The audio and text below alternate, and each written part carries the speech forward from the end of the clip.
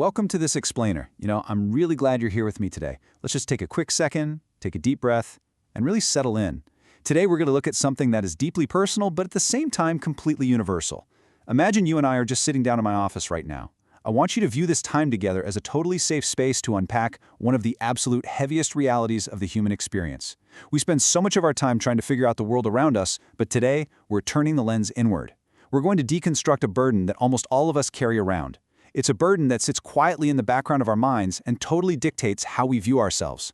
We're talking about the heavy, exhausting reality of our own guilt, and more importantly, how we can finally find the compassion to just let it go. When we think about really profound pain, our brains usually jump straight to things like the sharp sting of failure, right? Or we think of the crushing weight of rejection, or that sudden, breathless agony of heartbreak. And neurologically speaking, the brain actually processes emotional rejection in the exact same areas that process physical injury. It is a very real, very visceral hurt. But those pains, as incredibly sharp as they are, often heal with time. The truly heaviest pain, the kind that lingers for years, the kind that wakes you up in a cold sweat at 3 in the morning, is not what other people have done to you. It's guilt. It's the guilt of not understanding a situation sooner. It's that heavy, sinking feeling of trusting the wrong people, and the guilt of making decisions that literally feel physically painful to remember now. If you're carrying that right now, I want to validate that presenting pain for you. It's a uniquely heavy burden, because it's a pain where you are both the victim and the perceived villain. And because of that exact dynamic, you end up becoming your own harshest judge. You start replaying old memories in your head like some terrible movie you're forced to watch on a loop. You sit there, looking back at a past version of yourself, and then an internal monologue kicks in. It's anxious, it's tense, and it demands to know, why did I allow that? You start looking at boundaries that were crossed, red flags you completely ignored, and you judge yourself without a single ounce of mercy for letting it happen. And then, the tension just kind of builds. The questioning becomes a little more frantic, a little more punishing. You start asking, why didn't I leave earlier? You look back at the timeline of a toxic relationship, or maybe a miserable job, or a deeply painful friendship. And suddenly, the sheer amount of time you stayed feels like this massive personal failure. You start tallying up the months or the years, and this really harsh, intrusive thought just echoes in your mind, demanding to know why you didn't just walk out the door the absolute second things got hard. And then we hit the absolute peak of this anxious questioning. It's the ultimate condemnation of your past self. Why was I so blind? You convince yourself that the truth was right there in front of you, painted in neon colors, and you simply, foolishly chose not to see it. You call yourself weak, you call yourself stupid. Okay, let's just pause right there for a second. Take a really deep, grounding breath with me. Let all that tension settle down. Okay, let's dive into this. Let's actually look at what's happening in your brain when you ask yourself these kinds of questions. What we just walked through is a classic core cognitive distortion. In the therapy room, we call this hindsight bias. But in everyday practice, it's really just a profound unfairness to yourself. You are actively judging your past self with the wisdom your present self has right now. I really want you to listen carefully to that. What I often tell my patients is that the version of you back then did not know what you know today. You are holding a past version of yourself accountable to a syllabus they hadn't even been handed yet. It's an impossible, completely rigged standard. Let's completely redefine what that past version of you was actually doing. They were not being foolish, they were not being weak, they were in survival mode. At that specific moment in your life, you were simply trying to survive, using the exact tools you had available in your toolkit right then. You were navigating incredibly complex situations with the specific level of understanding, the specific capacity for love, the emotional maturity, and the strength you had at that exact moment. Nothing more, nothing less. You were doing your absolute best with what life had equipped you with up to that point. We so often forget the natural progression of how we actually acquire wisdom. It doesn't just happen overnight. It's a step-by-step journey. First off, growth changes your perspective. You are literally standing on higher ground today than you were back then. Second, pain teaches lessons. That ache you feel, that's just the physical manifestation of a boundary being drawn for your future.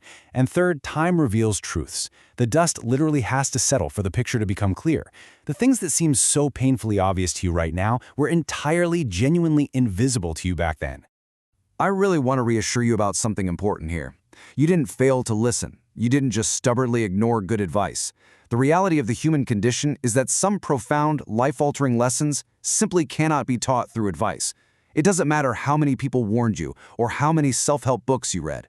Some things can only be understood through the raw, messy, absolutely heartbreaking experience of actually living through them. You didn't fail, you learned by living. So the crucial point here is this: your past was absolutely not a waste of time. Think of it more like a really tough classroom, and you walked away with the receipts of hard-earned wisdom.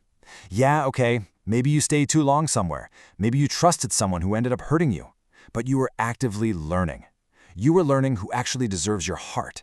You were learning the incredibly difficult skill of knowing exactly when to let go.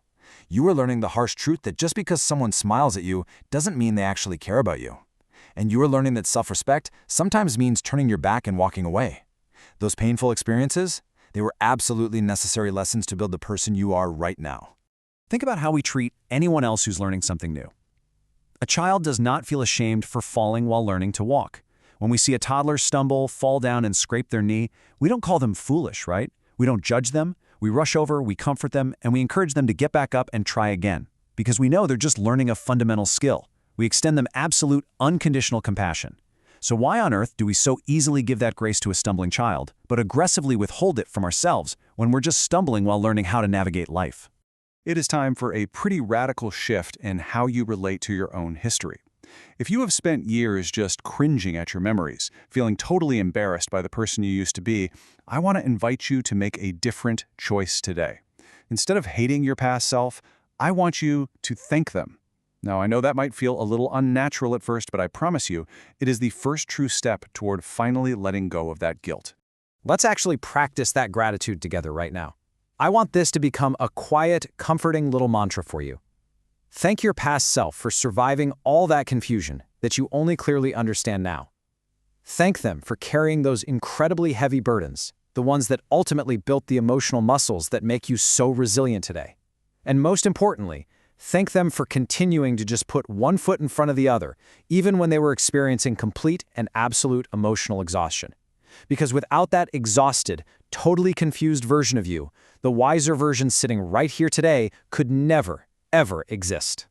And this brilliantly illustrates where healing actually takes root. It's the ultimate mental reframe.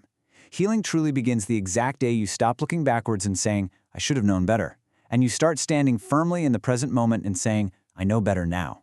That shift right there, from punishment to empowerment, that is what growth looks like. That's maturity. That is the true essence of self-forgiveness. Letting go of the should-haves is the proof that you finally absorbed the lesson. So please, let this be your personal permission slip today. Gently and with so much compassion, just forgive yourself. Forgive yourself for the years you had to spend stuck in survival mode, just desperately trying to keep your head above water. Forgive yourself for loving so deeply and handing your heart over to places where it wasn't kept safe. And forgive yourself for the mistakes you made when you were operating with an unhealed heart. You were literally doing the best you could with a wound you didn't even know how to treat yet. This really cuts through every single illusion we have about self-improvement. We always seem to think that if we're just hard enough on ourselves, if we just relentlessly criticize all our flaws, we'll somehow punish ourselves into being better people. But the truth is stark, and it is absolute. You cannot hate yourself into becoming someone healed. It is functionally impossible. True, deep, lasting healing only begins the exact moment that compassion finally replaces self-punishment. If you can practice this kind of compassion, I promise you, there's a really beautiful future waiting for you. One day, you're going to look at a photo of your old self, or you're going to recall a memory that used to make you physically wince, and your reaction is going to be entirely different. You will look back at your old self not with anger, not with burning embarrassment, but with profound softness. You're going to look at them like a dear friend who is just going through a really hard time, because you'll finally truly understand that they were doing the absolute best they could with what life had taught them at that exact moment. As we wrap up this explainer today, I want to leave you with one final thought to carry with you. A question, really. If you wouldn't punish a child for stumbling while learning to walk, why do you continue to punish yourself for stumbling while learning how to live? You are allowed to learn. You are allowed to grow. And above all else, you are allowed to forgive yourself. Thank you so much for joining me today, for doing this really heavy emotional lifting, and for taking this step toward your own healing. Keep learning, keep growing, and please be incredibly kind to yourself along the way.